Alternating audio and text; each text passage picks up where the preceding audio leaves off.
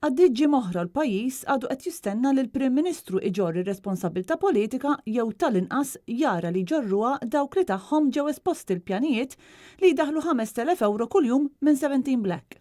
Iżda l-Prim Ministru baqa' fil-muta li issa ilu fiha minn mindu Reuters u Times of Malta ikkonfermaw li s-sit ta' 17 Black mhu ħadd ħlief Jorgen Fenech, id-direttur tal-kumpanija li qed tmexxi l-power station tal-gass u li kellu ftehim ċar li jgħaddi 150,000 euro fix-xahar lill-kumpaniji Hernville u Tilgate.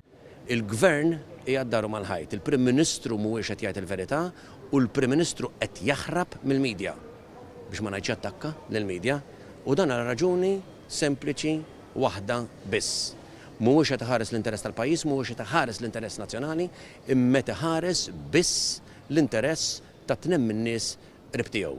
Ma jistax jibqa' sejjer hekk. Adrian Delia tenna dak li qal fid-diskors li taf l-luq tal-Kunsill Ġenerali tal-Partit Nazzjonalista fejn elenka 7 gidbiet li qed jirrepeti Joseph Muscat.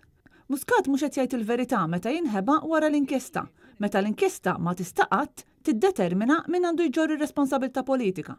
Joseph Muscat qed jikdeb ukoll meta jgħid li l-inkjesta ta' 17 Black mhux fuq Keith Schembri u li m'hemmx rabta bejn 17 Black u sħabu li waqfu strutturi segreti fil-Panama biex jirċievu l-flus direttament minn 17 Black.